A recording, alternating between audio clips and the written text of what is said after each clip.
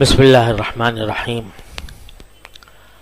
الحمد للہ رب العالمین والصلاة والسلام علی رسولہ الکریم وعلی آلہ واصحابہ اجمعین وعلی کل من تبعہم بإحسان الی یوم الدین۔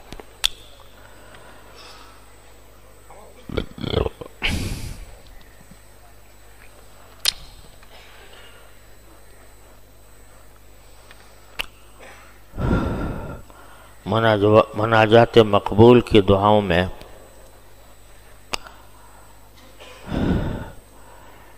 پچھلی مرتبہ رب زدنی علما کے اوپر گزارشات پیش کی تھیں۔ اس کے بعد جو دعا ہے وہ ہے انی مسنی الضر وانت ارحم الراحمین۔ یہ بھی عجیب شان کی دعا ہے، اور حضرت ایوب علیہ السلام کی طرف اللہ تعالیٰ نے اس کو منسوب فرمایا ہے۔ سورہ انبیاء میں اللہ تبارک و تعالیٰ نے بہت سے انبیاء کرام کا ذکر کیا ہے، اور ان کے اوپر جو نعمتیں اللہ تبارک و تعالیٰ نے نازل فرمائی ان کا تذکرہ فرمایا، اور ان کی کس کن مشکلات میں ان کی مدد فرمائی وہ بھی اللہ تعالیٰ نے اس صورت میں ذکر کی ہے۔ اسی سیاق میں یہ فرمایا کہ وَأَيُّوبَ إِذْ نَادَى رَبَّهُ أَنِّي مَسَّنِيَ الضُّرُّ وَأَنْتَ أَرْحَمُ الراحمین۔ اور ایوب کو دیکھو، یعنی ان کے حالات پر غور کرو، جب انہوں نے اپنے پروردگار کو پکارا تھا، اذ نادا ربہ، کیا پکارا تھا؟ انی مسنی الضر وانت ارحم الراحمین۔ یہ پکارا تھا کہ میری حالت یہ ہے کہ مجھے دکھ چھو گیا ہے، دکھ مجھے چھو گیا ہے، اور دوسرے الفاظ میں کہہ لو کہ دکھ مجھے لگ گیا ہے۔ وَأَنْتَ أَرْحَمُ الراحمین، اور آپ سارے رحم کرنے والوں میں سب سے زیادہ رحم کرنے والے ہیں۔ اس دعا کی شان یہ ہے کہ اس میں کوئی فرمائش نہیں کی گئی، یعنی یہ نہیں فرمایا کہ مجھے شفا دے دیجئے، بلکہ فرمایا مجھے دکھ چھو گیا ہے اور آپ سارے رحم کرنے والوں میں سب سے زیادہ رحم کرنے والے ہیں۔ تو آپ خود اس صورتحال میں میری حالت کے اوپر رحم فرمائیں گے تو آپ کی ارحم الراحمین ہونے کے عین شایان شان ہے۔ یہ واقعہ اللہ تعالیٰ نے بڑے آسانی سے بڑے چند مختصر لفظوں میں بیان فرما دیا ہے کہ ایوب اذ نادا ربہ انی مسنی الضر۔ یہاں چونکہ اللہ تبارک و تعالیٰ نے ان کی دعا کو اپنے الفاظ میں بیان فرمایا ہے، تو اس لیے انی آ رہا ہے، فنادا فی الظلمات فنادا ربہ انی مسنی الضر۔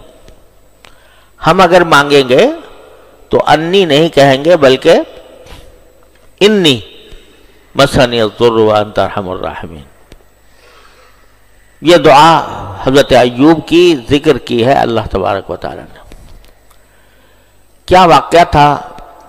اتنی بات تو اکثر لوگوں کو پتہ ہوتی ہے کہ حضرت ایوب علیہ السلام کو اللہ تعالیٰ نے صبر کا بہت اونچا مقام عطا فرمایا تھا، اور ان کو ایک مدت تک ایک سخت بیماری نے پکڑا ہوا تھا، اور اسی میں انہوں نے پھر دعا مانگی تو اللہ تعالیٰ نے ان کو شفا عطا فرمائی۔ لیکن کیا تفصیلات تھیں اس کی کچھ اس کی تفصیل آئی ہے تاریخی روایات میں کہ حضرت ایوب علیہ السلام یہ تقریباً حضرت ابراہیم علیہ السلام سے کچھ پہلے یا کچھ بعد پیدا ہوئے تھے، اور عرب کے علاقے میں پیدا ہوئے تھے، جزیرے عرب میں۔ جزیرے عرب کے اندر جو اس وقت عمان کہلاتا ہے،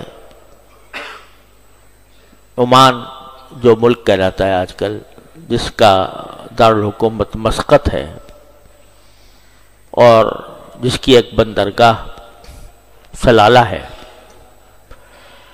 تو وہاں ایک اب تک بھی مزار ہے، مشہور ہے کہ یہ حضرت ایوب علیہ السلام کا مزار ہے،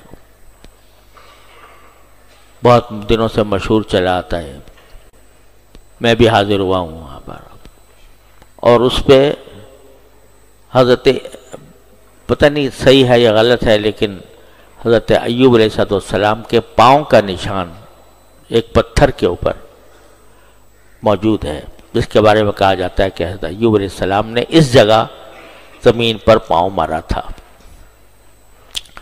واللہ عالم۔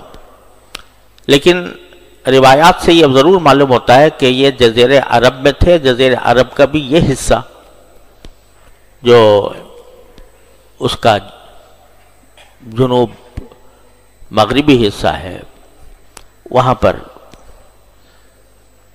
ایک بستی تھی، اس بستی کے اندر یہ پیدا ہوئے تھے، اور ایک طرف ان کی نیکی، تقوی، راست بازی اور اللہ تبارک و تعالیٰ کی اطاعت کا پورے علاقے میں شہرہ تھا کہ نہایت متقی پرہیزگار آدمی ہیں، اللہ تعالیٰ کی عبادت بہت کرنے والے ہیں، اللہ تعالیٰ کی طرف رجوع کرنے والے ہیں، اس بات کی شہرت تھی۔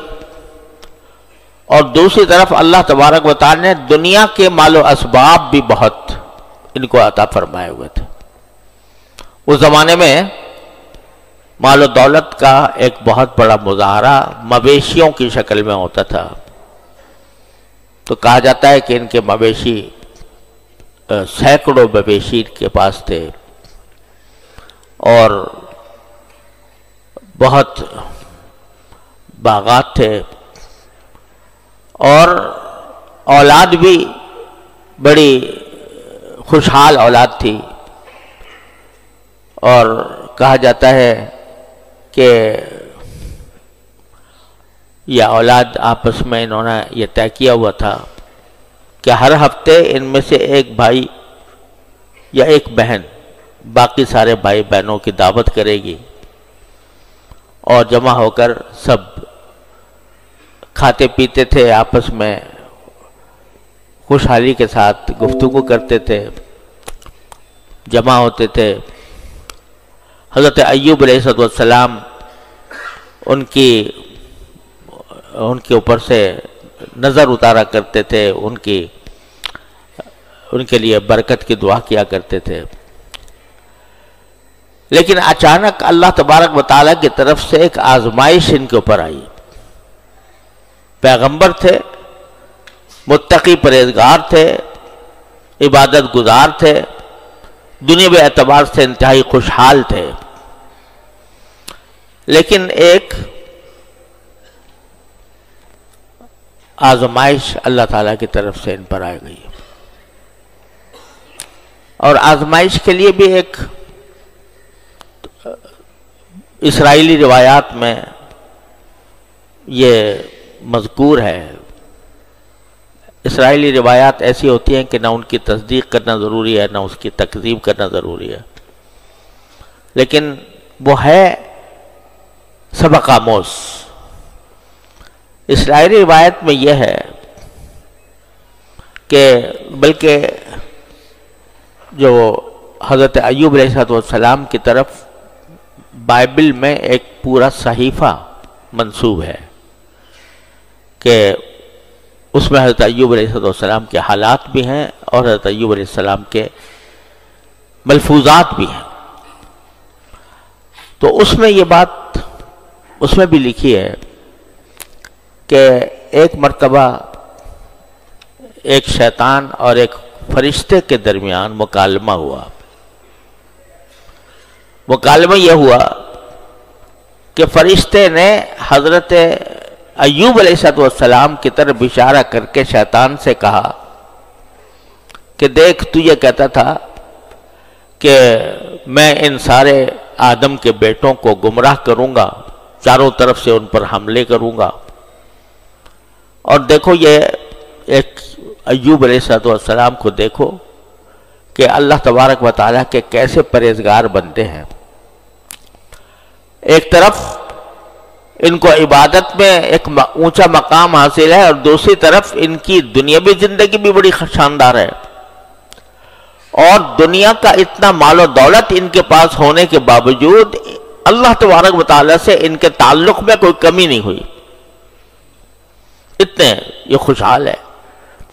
ورنہ عام طور سے اے شیطان، جب تو لوگوں کے پاس دولت آ جاتی ہے تو وہ تو اس کو گمراہ کرتا ہے، اللہ تعالیٰ سے اس کو بھٹکا دیتا ہے. لیکن دیکھ یہ بندے بیٹھے ہیں اللہ کے کہ جو اتنی دولت کے باوجود اللہ جل جلالہ کے ساتھ ان کے تعلق میں کوئی کمی نہیں آئی. تو شیطان نے کہا، ایک طرح سے شیخی بگار کر کہا کہ جو تم کہہ رہے ہو نا کہ یہ بہت پرہیزگار اور متقی آدمی ہے، میں ذرا سا ان کے اوپر ایک سایہ ڈال دوں تو دیکھنا ان کا تقوی، ان کی پرہیزگاری کہاں جاتی ہے. اور اب تو یہ اللہ میاں کے بہت بڑے بندے بنے ہوئے ہیں، اور اللہ تعالیٰ کے ساتھ ان کا تعلق بڑا مضبوط نظر آتا ہے. میں ذرا سا اگر ان کے اوپر ایک اپنا سایہ ڈالوں تو تم دیکھنا کہ یہ اللہ سے کیسے غافل ہو جائیں گے. بلکہ وہ صحیفے میں یہ بھی مذکور ہے کہ اس نے کہا شیطان نے کہ یہ جب میں ان کے اوپر ایک سایہ ڈالوں گا، ان کو جا کر چھوؤں گا، اس نے بھی الفاظ ایسے استعمال کیے ہیں کہ اس کو جا کر جب چھوؤں گا تو یہ اللہ میاں کا کیا کہتے ہیں، یہ تکفیر کرتے ہیں، یہ اللہ میاں کو بالکل بھول کر اللہ میاں کی تکفیر کریں گے. تو فرشتے نے کہا کہ مجھے نہیں لگتا کہ یہ اس حالت میں بھی اپنے پروردگار سے جدا ہوں گے. تو وہ شیطان آیا اور اس نے اپنے کرتب دکھائے. وہاں جس علاقے میں یہ رہتے تھے تو وہیں قریب میں ایک کافروں کی حکومت تھی، سبا، ملک سبا تھا. تو سبائی لوگ، سبا کے رہنے والے، وہ اچانک حملہ آور ہوئے حضرت ایوب علیہ السلام کے بستی پر، اور ان کے جتنے جانور تھے، جتنے مویشی تھے، وہ سب اٹھا کے لے گئے. اور دوسری طرف ان کے جو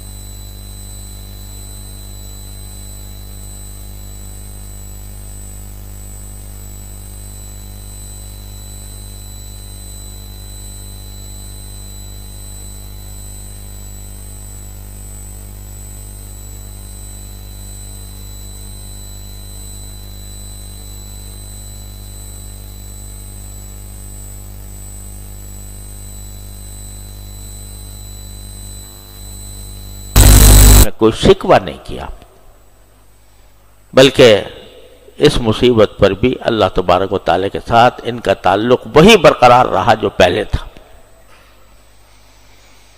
تو اس موقع پر فرشتے نے اس شیطان سے کہا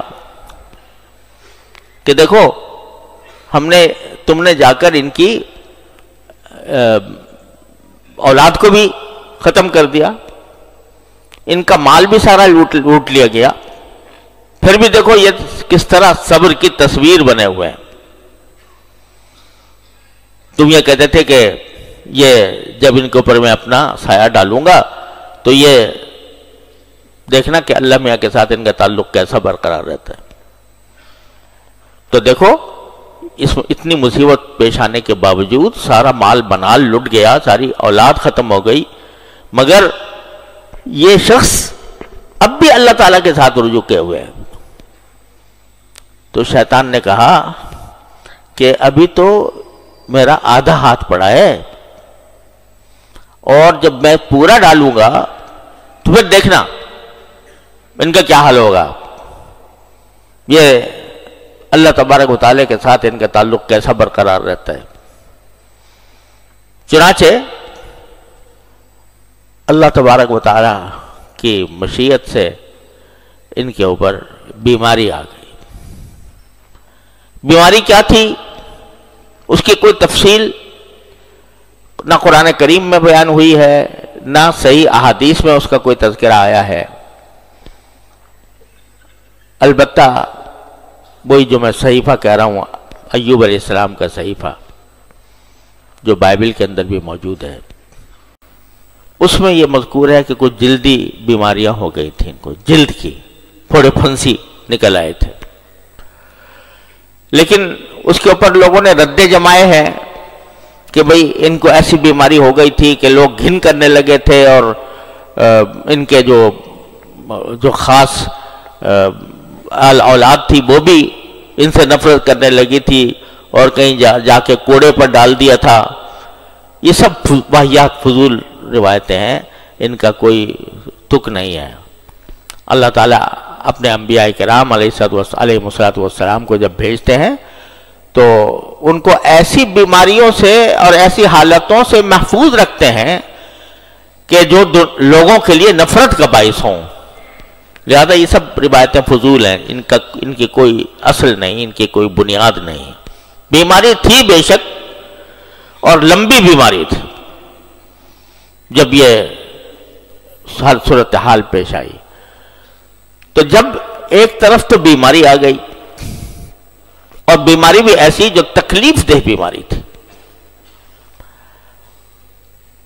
مال منال ضائع ہو گیا، اولاد ہلاک ہو گئی، خود اپنے اوپر ایک ایسی بیماری لاحق ہو گئی کہ جو بے چین کرنے والی تھی۔ لیکن حضرت ایوب علیہ السلام کے اللہ تعالیٰ کے ساتھ تعلق میں کوئی فرق نہ آیا۔ اسی حالت میں ایک اور آزمائش آئی۔ آزمائش یہ آئی کہ 3 ان کے دوست تھے، ساتھی تھے، وہ آئے ان کے پاس بیماری کی حالت میں، اور ان میں سے ہر ایک نے اپنے دلائل پیش کر کے ان کے سامنے یہ بات کرنے کی کوشش کی کہ یہ جو بیماری آئی ہے یہ آپ کے کسی سخت گناہ کی وجہ سے آئی ہے، کوئی گناہ ہو گیا آپ سے زبردست جس کی بنا پر یہ بیماری آئی ہے آپ کو۔ وہ سارا زور اپنے زور بیان اس بات پر صرف کرتے تھے تینوں ساتھی کہ یہ بیماری آپ کو آئی ہے کسی آپ کے شدید گناہ کی وجہ سے، اللہ تعالیٰ آپ سے ناراض ہے، اس گناہ کی وجہ سے اللہ تعالیٰ آپ سے ناراض ہے۔ جواب میں ایوب علیہ السلام یہ فرماتے تھے کہ نہیں، میرا مالک مجھ سے ناراض نہیں ہے، اور تم مجھے بار بار یہ سمجھاتے ہو کہ اللہ تعالیٰ تم سے ناراض ہے، لہذا میں اللہ تعالیٰ سے ایک بعد پیدا ہو جائے میرا اللہ تعالیٰ کے درمیان، تو میں تمہاری یہ بات نہیں مانوں گا۔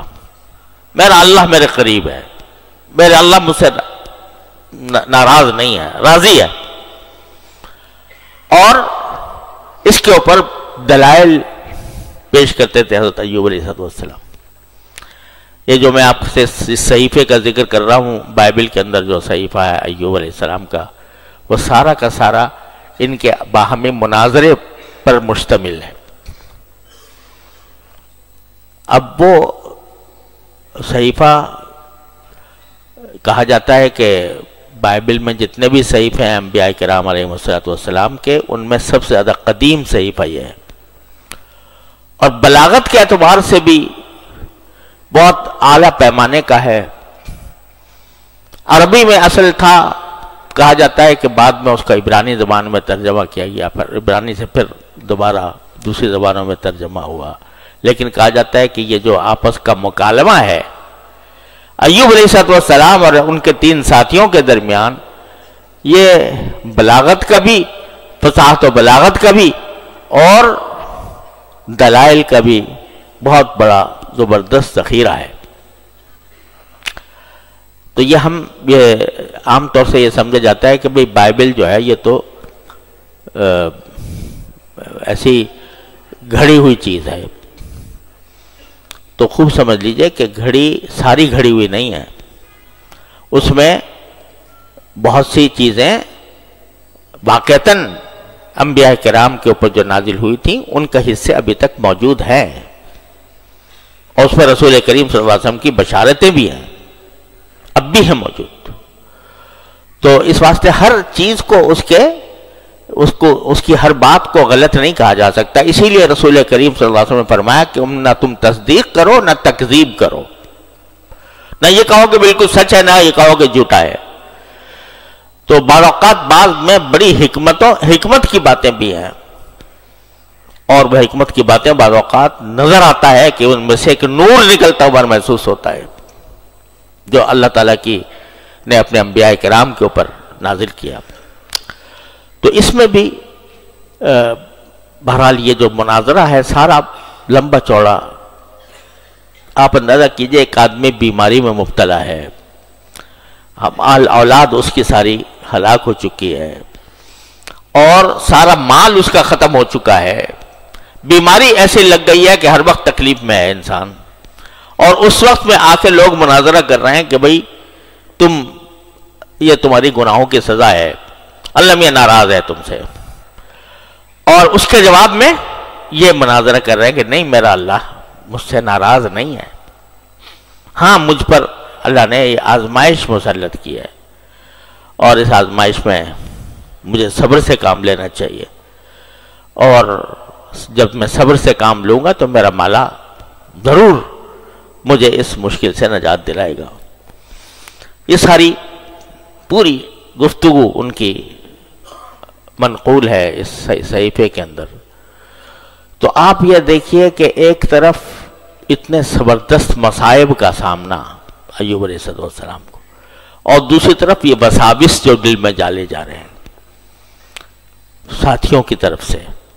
اب وہ ساتھی اللہ ہی جانے وہ ساتھی کیا تھے، تفصیلات تو اس کی مذکور نہیں ہے، نام لکھے ہوئے ہیں، تو نام بھی عجیب و غریب ہے، تو وہ نام لکھے ہوئے ہیں کہ انہوں نے آ کر یہ مناظرہ کیا حضرت ایوب علیہ السلام سے۔ تو بھائی اس حالت میں آدمی جو تکلیف میں ہے، وسوسوں میں ہے، سب کچھ، لیکن اس حالت میں بھی راضی بے رضا ہے، یعنی اللہ تعالیٰ نے میرے حق میں جو فیصلہ کیا ہے میں اس کے اوپر راضی ہوں، آرام ہو تو راضی ہوں، دکھ ہو تو راضی ہوں، اللہ تبارک و تعالیٰ کی دی ہوئی نعمت، دی ہوئی تکلیف پر۔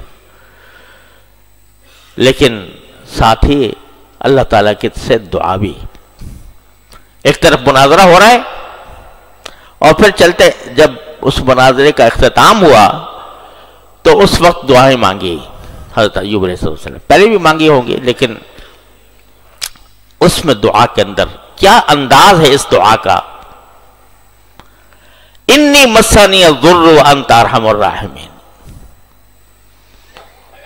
کوئی مطالبہ نہیں ہے، کوئی درخواست نہیں ہے، بس حالت کا بیان ہے، اے اللہ میرے پروردگار رب، اے میرے پروردگار، انی مسنی الضر، میری حالت یہ ہے کہ مجھے دکھ لگ گیا ہے، میری حالت یہ ہے۔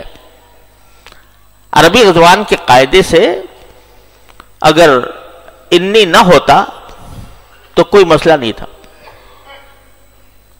اگر یہ کہتے کہ ربی مسنی الضر وانت ارحم الراحمین تو بات پھر بھی ہو گئی تھی کہ مجھے دکھ لگ گیا ہے اور آپ ارحم الراحمین ہیں.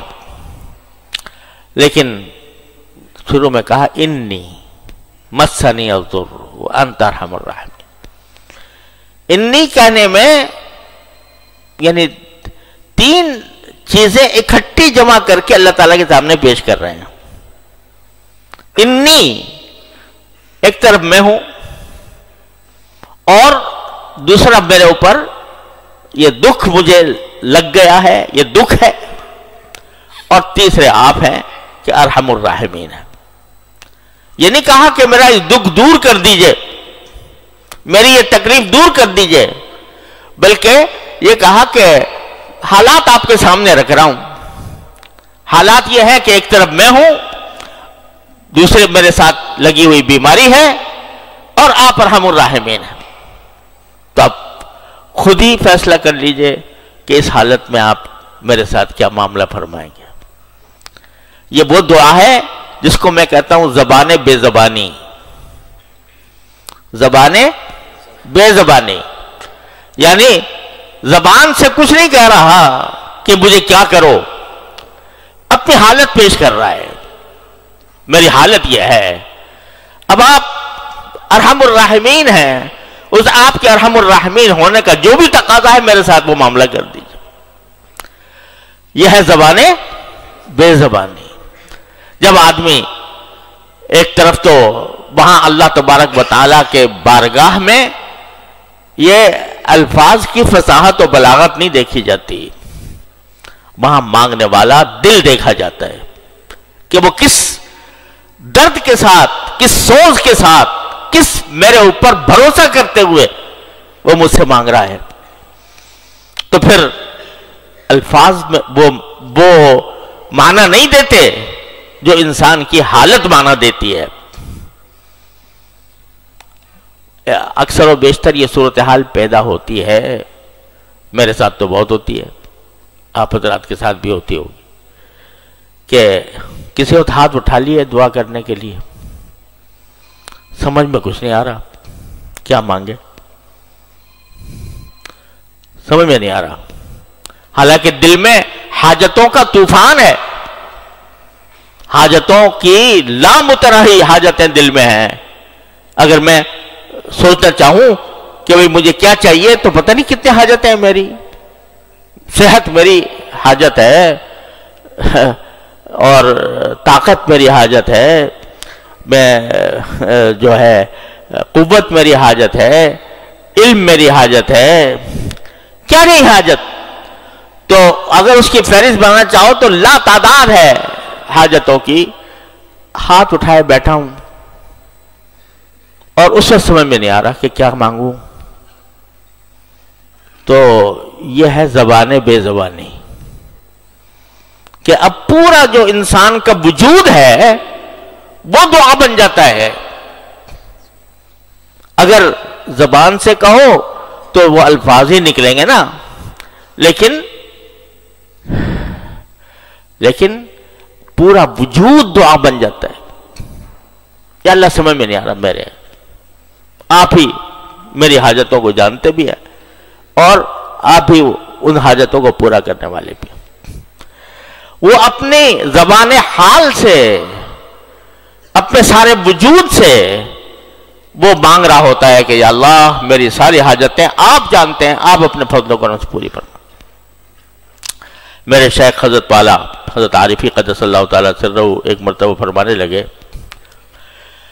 حضرت کو دعا کا بڑا ذوق تھا، اور جب دعا کرنے پہ آتے تھے تو بعض اوقات بس کیے جاتے تھے، 15 منٹ 20 منٹ آدھا گھنٹہ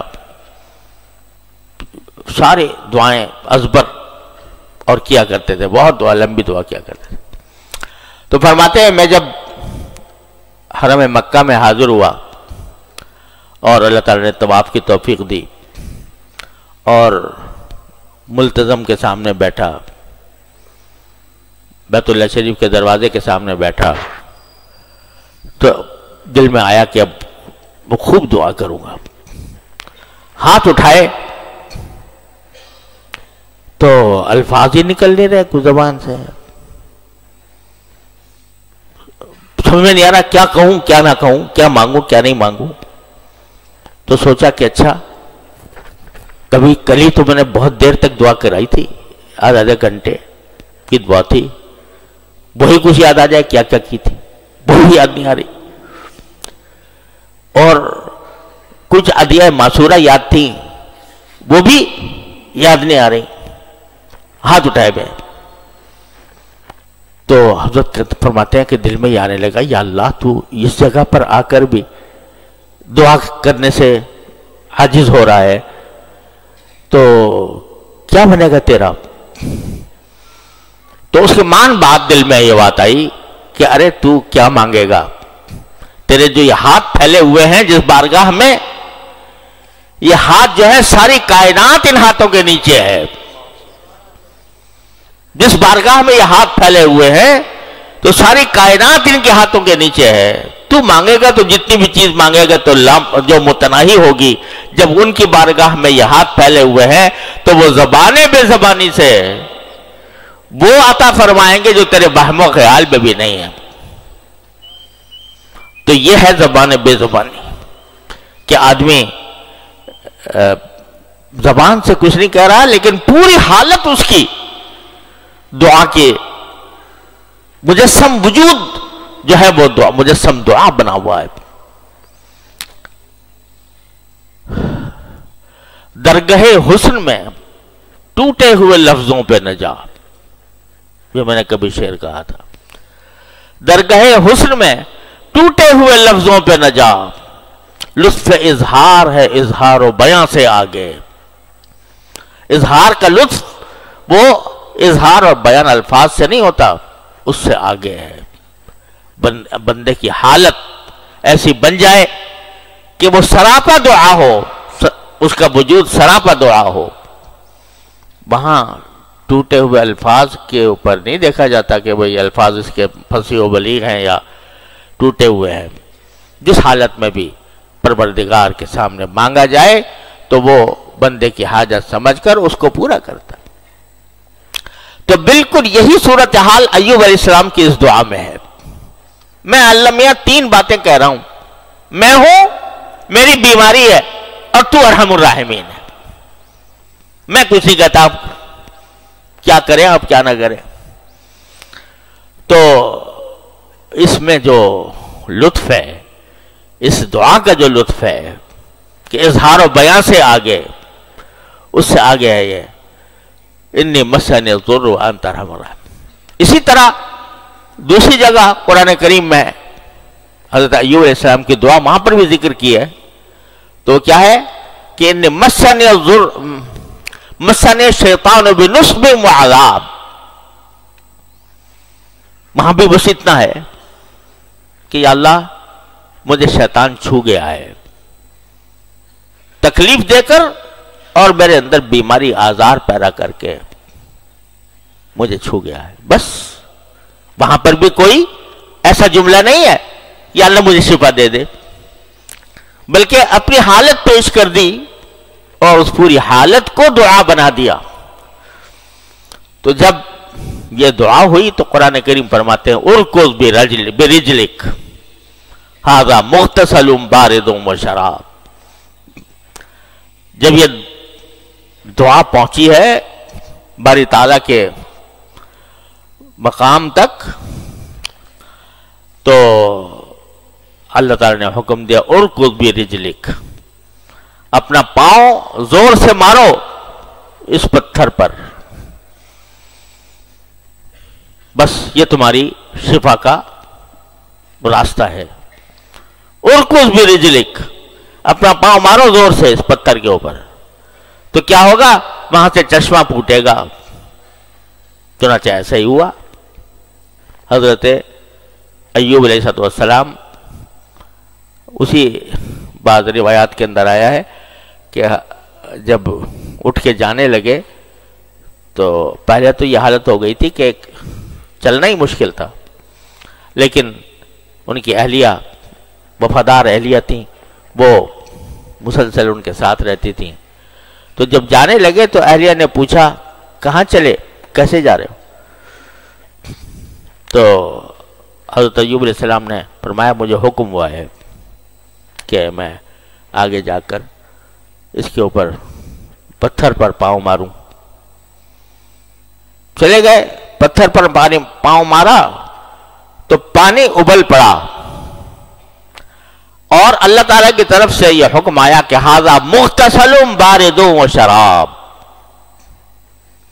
دیکھو یہ پانی ابالا ہے ہم نے زمین سے, تم نے پاؤں مارا تھا, یہاں سے چشمہ ابال دیا, اور اس چشمے کے اندر یہ تمہارے نہانے کا پانی بھی ہے, ٹھنڈا پانی. مغتسل بارد, ٹھنڈا پانی ہے تمہارے غسل کرنے کے لیے, اور شراب اور تمہارے پینے کے لیے. چنانچہ غسل کیا. حضرت ایوب علیہ السلام نے غسل فرمایا اس چشمے سے, اور جب غسل کر کے فارغ ہوئے تو وہ ساری بیماری جا چکی تھی. بیماری کی وجہ سے جو چہرے کے اوپر تغیرات آئے تھے وہ جا چکے تھے, اور اسی طرح کھلا ہوا خوشگوار چہرہ جو پہلے تھا اسی کے ساتھ وہاں سے واپس لوٹے. یہاں تک کہ ان روایات میں آتا ہے کہ حضرت ایوب علیہ السلام کی اہلیہ پہچان نہیں سکیں کہ یہ وہی ہیں, کیونکہ اس عرصے دراز تک بیماریوں کی وجہ سے چہرے پر تغیرات آ چکے تھے, جسم پر تغیرات آ چکے تھے. جب اللہ تعالیٰ نے شفا عطا فرمائی تو سب واپس دے دیا, چہرے کی تازگی بھی واپس دے دی, بشاشت بھی واپس دے دی, اور بیوی بھی پہچانتے ہوئے مشکل ہو رہی تھی بیوی کو کہ یہ وہی میرا شوہر ہے. تو اس کے بعد اللہ تبارک و تعالیٰ نے یہ کرم فرمایا کہ فرماتے ہیں وَآتَيْنَاهُ أَهْلَهُ وَمِثْلَهُ مَعَهُ, کہ اس کے بعد ہم نے جو ان کے گھر والے ہلاک ہو گئے تھے نا, بیٹے بیٹیاں, تو ہم نے اتنے ہی گھر والے ان کو دے دیے, بلکہ اس سے دگنے دے دیے.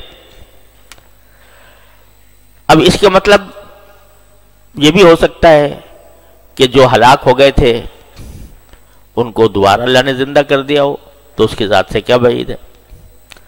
اور یہ بھی ہو سکتا ہے کہ آگے پھر انہوں نے ان کے ہاں اور مزید اولاد ہوئی, اور اتنی ہوئی بلکہ اس سے دگنی ہو گئی. تو اللہ تبارک و تعالیٰ نے وہ بھی دے دیے, اور وہ جو مال مویشی جو تھے وہ بھی اللہ تبارک و تعالیٰ نے واپس عطا فرما دیے, پھر اسی طریقے سے زندہ رہنے لگے. لیکن ان کا واقعہ بتا کر اللہ تبارک و تعالیٰ ہم آپ کو جو سنا رہے ہیں واقعہ, محض قرآن کریم میں جب کوئی واقعہ آتا ہے تو وہ محض قصہ کہانی نہیں ہوتی کہ بھئی افسانہ ترازی ہے, افسانہ سے بتایا جا رہا ہے. اس کے پیچھے سبق ہوتے ہیں.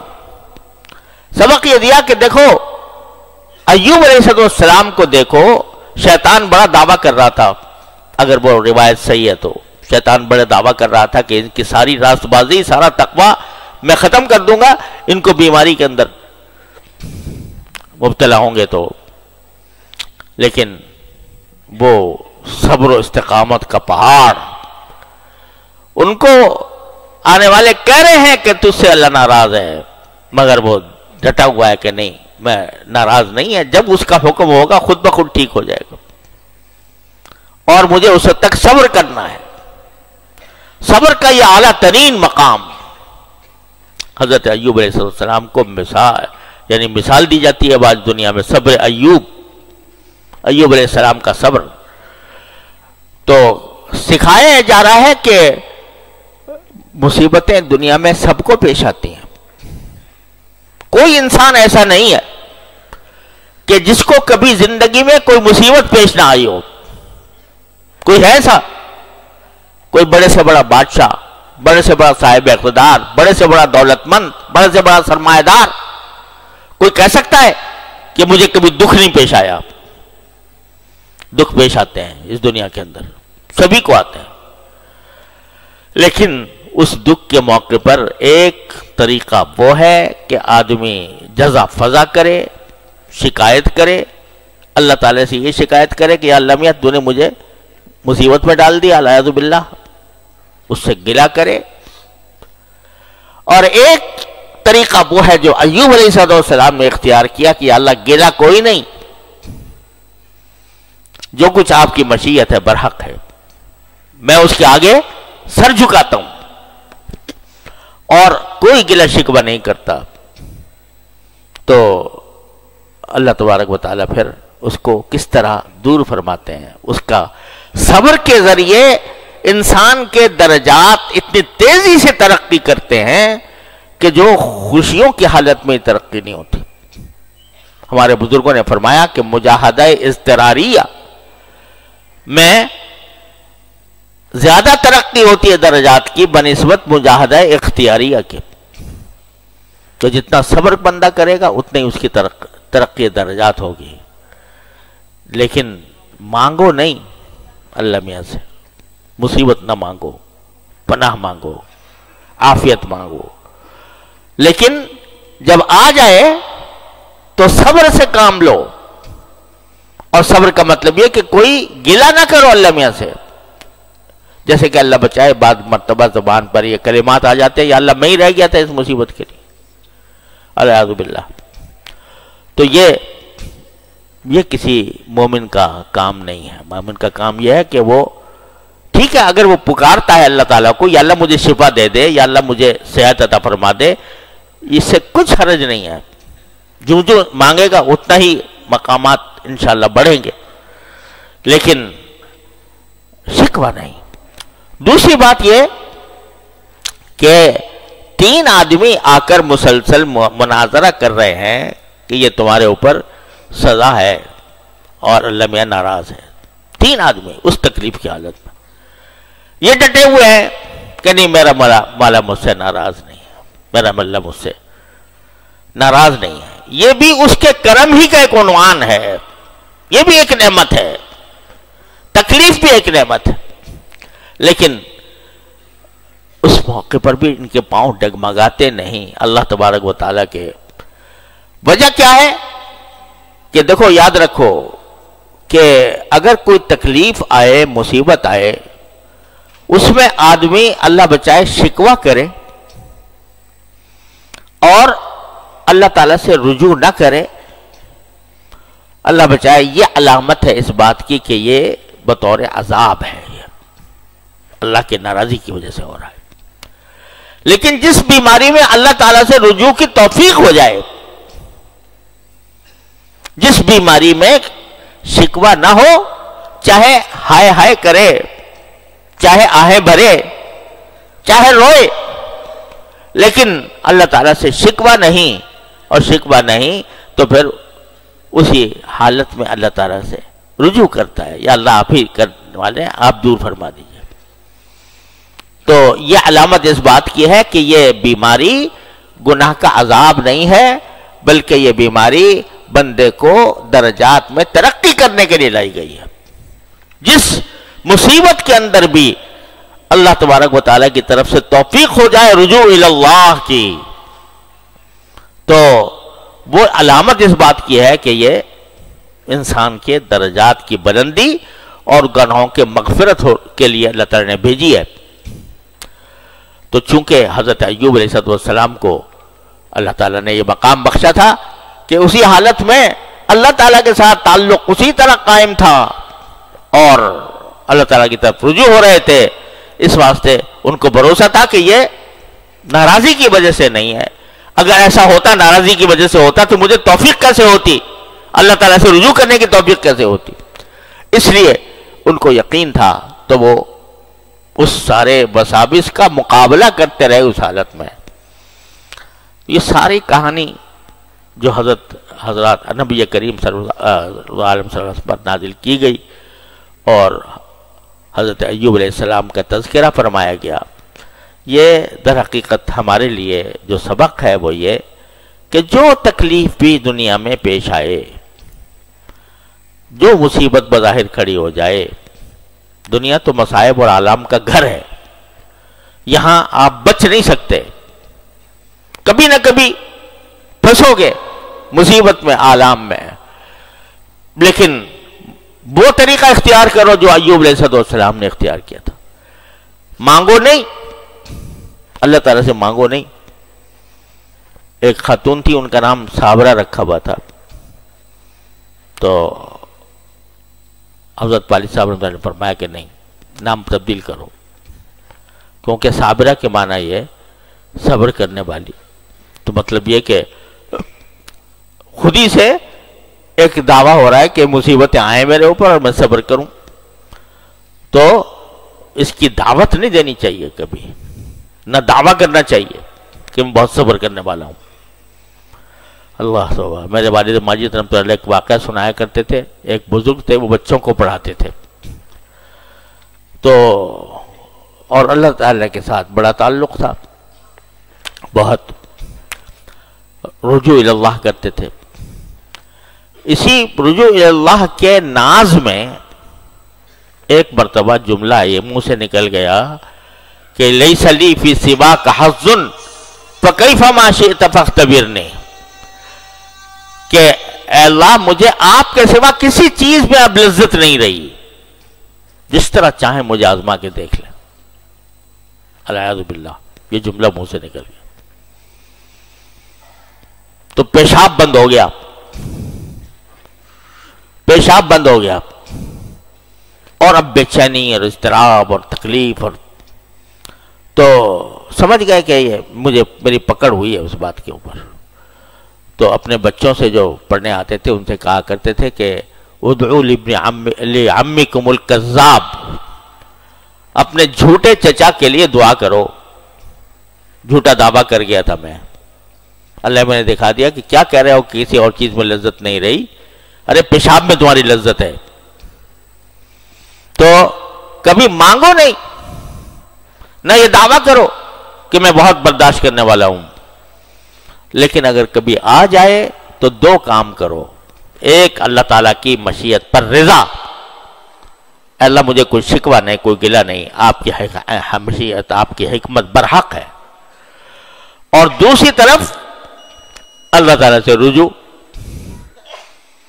کہ اللہ آ گئی ہے، اس مشکل کو دور فرما دیجئے، یا اس کے اندر میری دستگیری فرمائیے، مجھے صحیح راستہ دکھائیے، اللہ تعالیٰ کی طرف رجوع۔ دو کام کرو گے، انشاءاللہ جب وہ جائے گی تو تم کہاں سے کہاں پہنچ چکے ہوگے، درجات تمہارے کہاں سے کہاں پہنچ چکے ہوں گے۔ بس یہ سبق ہے جو دیا گیا، اور یہاں اس دعا میں یہ سبق بھی ہے کہ جب کچھ نہ سمجھ میں آ رہا ہو کہ میں کس طرح مانگوں اللہ میاں سے، تو ہاتھ ہی پھیلا دو، انی مسنی الضر وانت ارحم الراحمین۔ تو یہ بھی دعا کا ایک انداز ہے، یہ بھی ایک اسلوب ہے، اور بعض اوقات یہ اسلوب زیادہ مؤثر ہو جاتا ہے دوسرے اسلوب کے مقابلے میں۔ اللہ تبارک و تعالیٰ اپنے فضل و کرم سے، اپنے رحمت سے ہمیں یہ سارے سبق لینے کی اور اس پر عمل کرنے کی توفیق عطا فرمائے۔ وصلی اللہ تعالیٰ علیہ وسلم۔ اللہم صلی علی سیدنا محمد وعلی آل سیدنا محمد کما صلیت علی ابراہیم وعلی آل ابراہیم۔ یا اللہ، یا رحمان، یا رحیم، یا کریم، اپنے فضل و کرم، اپنے رحمت سے ہمارے تمام گناہوں کو معاف فرما۔ یا اللہ، ہمارے اعمال و اخلاق کی اصلاح فرما۔ یا اللہ، اپنے فضل و کرم سے، اپنے رحمت سے اپنے ساتھ خصوصی تعلق عطا فرما دیجئے۔ یا اللہ، اپنے ساتھ تعلق میں یا اللہ قوت عطا فرمائیے۔ یا اللہ، اس میں دوام عطا فرمائیے، اپنے فضل و کرم سے تعلق کو مضبوط فرما دیجئے۔ یا اللہ، اپنی محبت کو ساری محبتوں پر غالب فرما دیجئے۔ یا اللہ، اپنی محبت کو ساری محبتوں پر غالب فرما دیجئے۔ یا اللہ، اپنے طرف رجوع کرنے والا بنا دیجئے۔ یا اللہ، ان لوگوں میں سے بنا دیجئے جن کے بارے میں آپ نے فرمایا اللہ یجتبی الیہ من یشاء ویہدی الیہ من ینیب۔ یا اللہ، تمام حاضرین و حاضرات کو ان کے تمام جائز مقاصد میں کامیابی عطا فرما، سب کی پریشانیوں کو دور فرما، سب کی مشکلات کو آسان فرما۔ وصلی اللہ تعالی علی خیر خلقہ سیدنا مولانا محمد وعلی آلہ واصحابہ اجمعین، آمین برحمتک یا ارحم۔